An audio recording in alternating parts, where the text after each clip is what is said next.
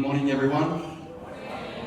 Before I start, I found very interesting what was shared with by the previous speakers. Though very short, sweet, and impactful keynotes. The first thing, even if it's not necessarily my topic for today, AI. I think very simply, one thing I would like to say in 10 seconds is everywhere I hear HR people talking about AI, it's about being scared that it will take our jobs, that it's this scary monster coming after us. It's true, everyone is scared. I'm scared because we don't know what is going to happen and so on. But the one thing I'm not scared of is it being a scary monster that will come after my job. It's about using it as a tool to be better, do more, but it's really just that. It's a tool. It remains a thing that you plug and unplug, whenever you want. That's the first thing. The second thing is, it's true that CEOs have a different view of HR than maybe HR themselves have of HR, and that maybe employees have of HR. But there is no wrong view, there is no wrong perspective. The problem indeed is to align a bit the expectations. What are you really valuing? What are you really expecting from me as an HR professional? Typically, when we talk a lot about payroll, and it was mentioned a lot, payroll. I don't think HR is payroll, personally. And as a CEO, I will not clap every time employees get their salaries. It's normal. But if there is a payroll error, big trouble for everyone, right? So that's the problem of HR. If the role that we are playing as HR professionals is payroll, we can only lose. It's like customer success, client support. When people click around on brioHR, I don't want to recommend a specific software, but I will let you, if you have someone clicking around in a software, can be brioHR, can be any other, even Google has its own sometimes challenges and so on. If you click around, and when you click, it does what you expected it to do. Do you call the support to say, hey, congrats, I clicked and it worked?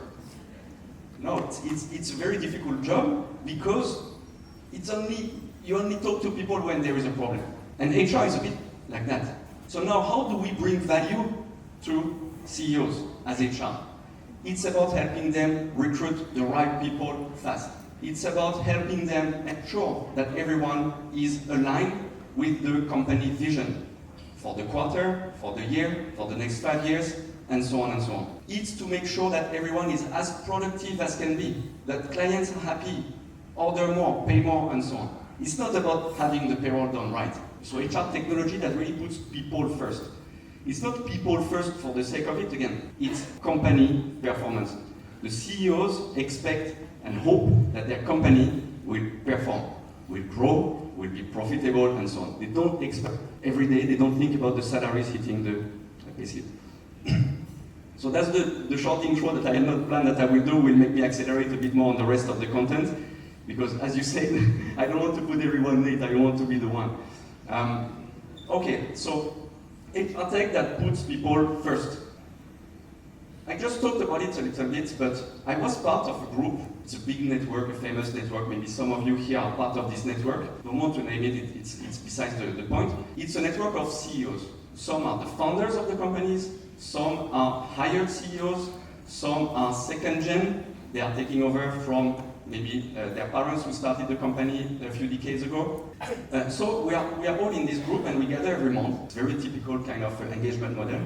We gather every month and it starts by one question.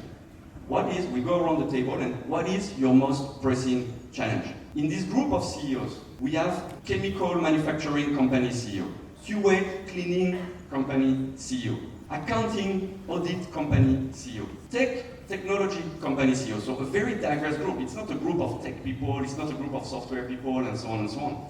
It's every single industry is represented in those groups. What are their main challenges?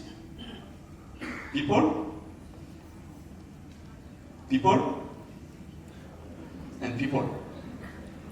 I've never met a CEO who tells me, replies the question, what is your number one priority? And says, oh, it's my new machine that I just bought. What is your number one asset? Oh, my car. I've never heard the CEO saying that. They all say people. They all say we have trouble attracting the right people. We have trouble retaining the right people. We have trouble developing the best of those. It's always about people. But managing people is super hard. We, humans, it's important to hear the word humans in this AI age, right? We still matter much more than AI. But humans are complex, messy. We all have priorities, we all have our challenges. Each of us here in this room may have a different reason why we are on time or late on a specific given day. Multiply that by billions of parameters in our respective lives. We cannot be just, expected to behave like a robot. We're not. We are alive, right? That makes us a very, of course, interesting creature, but that also makes the job for HR people who are facilitating, not managing people, but facilitating, all the people and orchestrating all the resources in the company from a human management standpoint. It makes it difficult. So the issues begin right from the recruitment. Blind.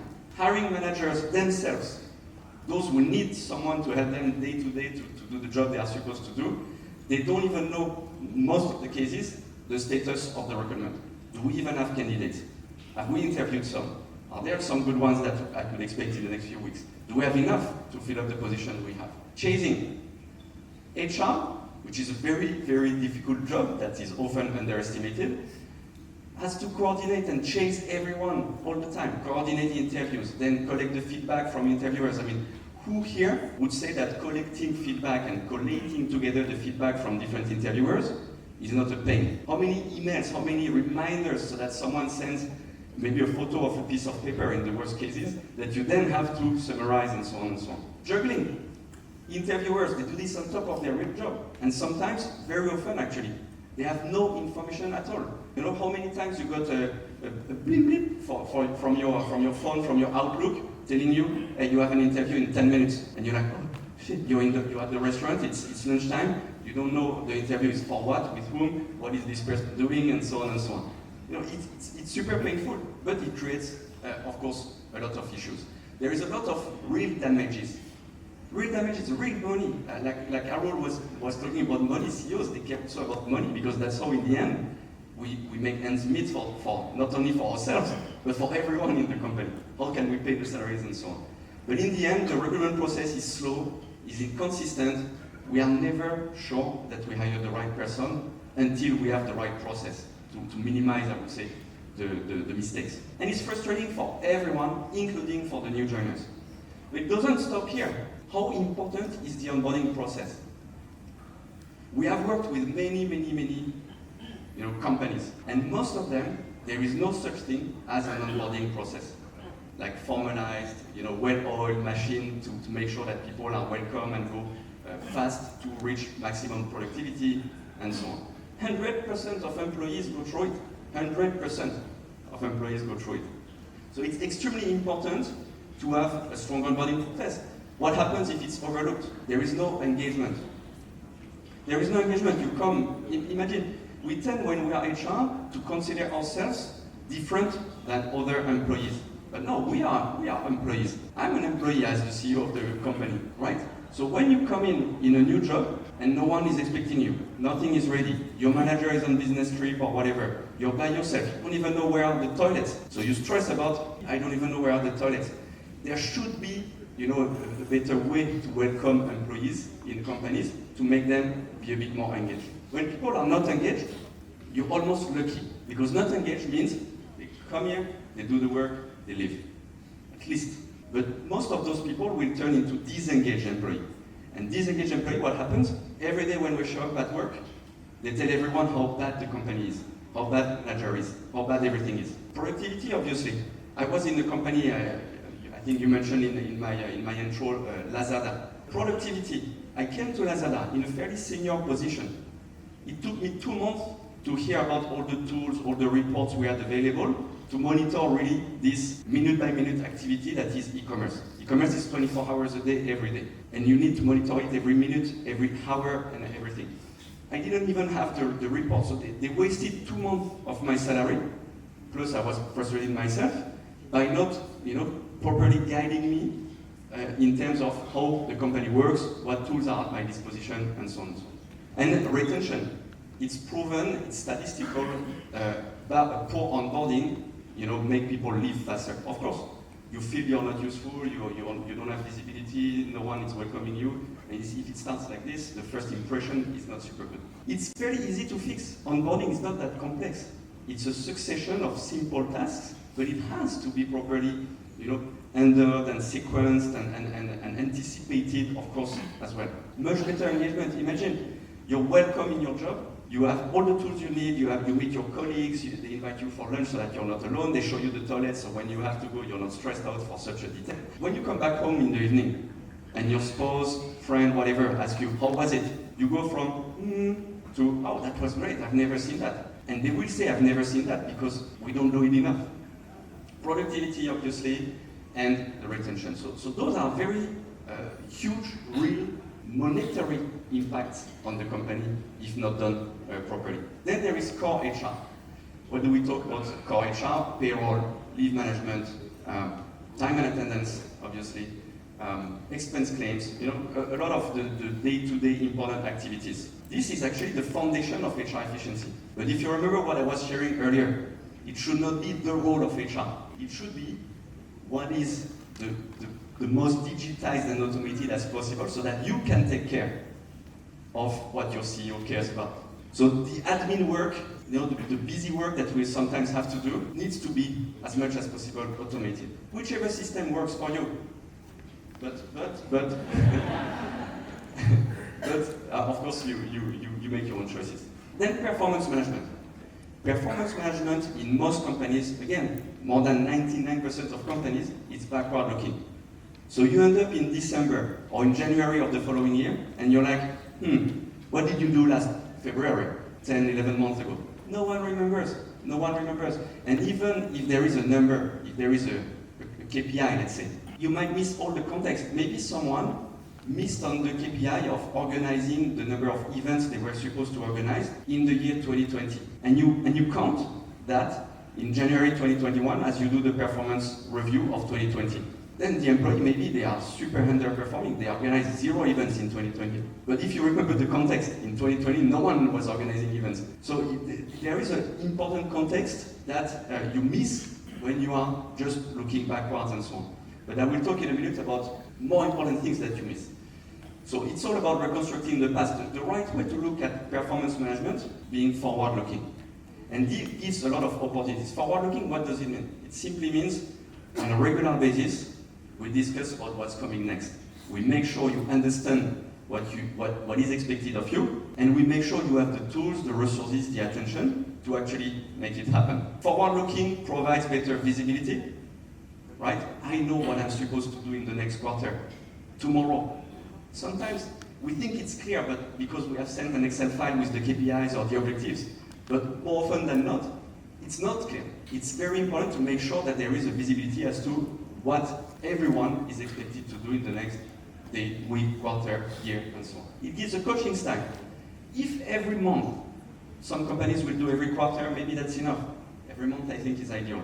Some companies I've seen do it every week. But if on a regular basis, you talk about where are you in terms of your KPIs, how can we help you achieve your results, your quarterly results, your half-yearly results, your yearly results. It's all about being forward-looking. Everyone will get better. Oh, actually, I couldn't do a lot of progress here because I didn't have this resource. And then the manager can say, I can help you with that. Let me connect you, with someone in the team. So it's really allowing a coaching style that is extremely benefiting for everyone. And finally, all this leads to a growth mindset. Employees understand that they can actually grow, do better, and so on, and so on. If it's that simple, why aren't we doing it? Again, disconnected systems. So for those who have systems, again, mostly what I've seen is a payroll management, leave management, maybe a separate time and attendance. Manual processes, performance management, in most of the cases, is a piece of paper or Microsoft Word document, and simply a lack of resources. Oh, we wish we had a team of 10 instead of being 3. But no, actually, maybe the first 2 things would enable anyone to do more and better. So it's even beyond the features themselves, it's about how tightly integrated they are together, covering all the pillars: recruitment, onboarding, core HR, performance management. Information flows all very natively integrated together. So you don't have to update something here, then update it again here, then update it again there. Everything is updated all at once. And ease of use, you need your employees to really easily comprehend and work with the tools you give them. You cannot, as HR, spend a lot of time training them on how to apply a leave. This should be super easy. So again, it's not about digitizing for the sake of digitizing. It's really about performance improvement for the company. What does the CEO care about? He cares about the performance of the company. Payroll on time without mistake is a given. It's not the mission. So tech should really raise your game, amplify your talent, and serve your mission. Do I need it? Why do I need tech? Why do I need to digitize? Oh, because I'm wasting so much time on this that I don't, focus on what matters more. We want to have a new KPI definition, performance process management. So let's push on this. So no tech is better than bad tech. Ease of use leading to high adoption across the company is fundamental. Again, everyone should be able to use it. HMS, which is seen as a table stakes kind of software. HRMS is the only software that 100% of employees use in the company. Local workers, foreign workers, entry level, factory, restaurants is the only software. Everyone has a payslip, everyone applies for leave, everyone clocks in, clocks out. Some of them do KPIs and so on, not everyone. Email it's not even true for email, what I'm saying right now. So imagine the impact that proper tools have on the company. So again, people first approach, it should be accessible, intuitive, easy to use, easy to comprehend, and well supported, so that when you're not stuck for 6 months, you're stuck, you have an answer within a few minutes. Okay, so just to finish, people first, tech second. Tech is an enabler, tech is a tool, but always performance of the company, not the process for the sake of the process. Thank you very much. Merci beaucoup, monsieur. Thank you so much, Mr. Benjamin. Now, before you take your seat.